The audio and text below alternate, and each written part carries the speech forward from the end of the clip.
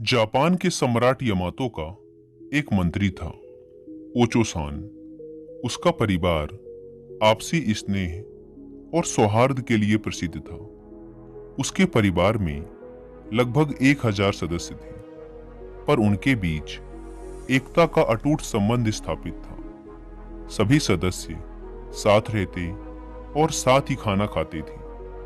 उनमें कभी भी झगड़े की बात नहीं सुनी गई थी। ओचो-सान के परिवार के आपसी प्रेम की कहानी सम्राट यमातो के कानों तक भी पहुंची। उन्हें यकीन नहीं हुआ। उन्होंने सोचा, इतना बड़ा परिवार है, कभी तो खटापटी हुई होगी। इस बात की जांच के लिए एक दिन वे स्वयं उस वृद्ध मंत्री के घर पहुंचे। स्वागत सत्कार और शिष्टाचार की साधारण रस्में समाप्त हो जाने पर उन्होंने पूछा, महाशय, मैंने आपके परिवार की एकता और सौहार्द की कई कहानियां सुनी हैं। क्या आप मुझे बताएंगे कि 1000 से भी अधिक व्यक्तियों वाले आपके परिवार में यह स्नेह संबंध कैसे बना हुआ है? ओचो-सान वृद्धावस्था के कारण अधिक देर तक बातें नहीं कर सकता था, सो उसने अपने एक पोते को संकेत से कलम, दवात और कागज लाने के लिए कहा। उन चीजों के आ जाने पर उसने अपने कांपते हुए हाथों से लगभग 100 शब्द लिखकर कागज सम्राट की ओर बढ़ा दिया। सम्राट ने उत्सुकतावश कागज पर नजर डाली तो चकित रह गए। कागज में एक ही शब्द को 100 बार लिखा गया था, सहनशीलता, सहनशीलता, सहनशीलता। सम्राट को चकित और अवाक देखकर ओचो-सान ने अपनी कांपती हुई आवाज में कहा, महाराज, मेरे परिवार की एकता का रहस्य बस इसी एक शब्द में निहित है, सहनशीलता। सहनशीलता का यह महामंत्र ही हमारे बीच एकता का धागा अब तक पिरोए हुए है। इस महामंत्र को जितनी बार दोहराया जाए उतना कम है। दोस्तों, अगर हम अपने जीवन में देखें तो पाएंगे कि हमारे पारिवारिक कलह का मुख्य कारण भी परिवार के सदस्यों के बीच सहनशीलता का ना होना है। हम अक्सर छोटी छोटी बातों पर उत्तेजित हो जाते हैं और अपना आपा खो देते हैं।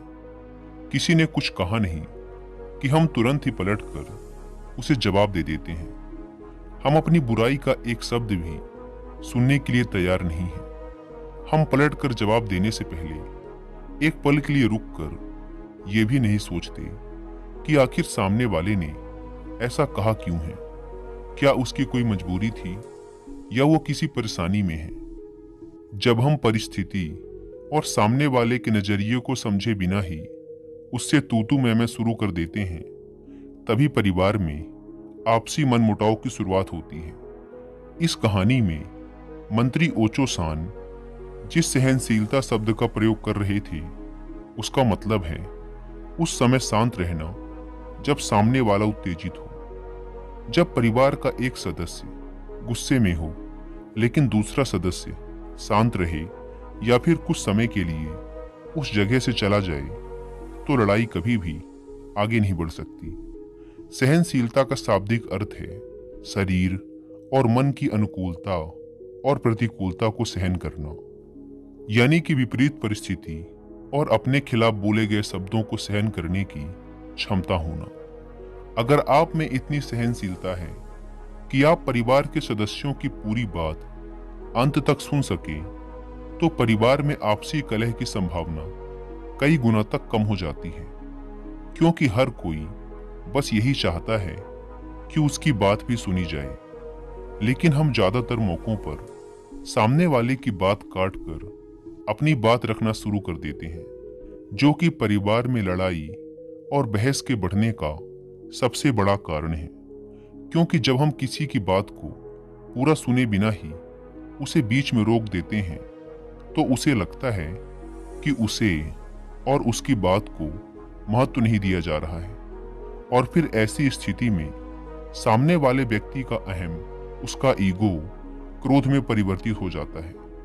इसीलिए परिवार में शांति लाने का सबसे पहला तरीका है कि परिवार के सभी सदस्यों की बात और उनके नजरिए को समझा जाए और उन्हें महत्व दिया जाए, और यह काम बिना सहनशीलता के संभव नहीं।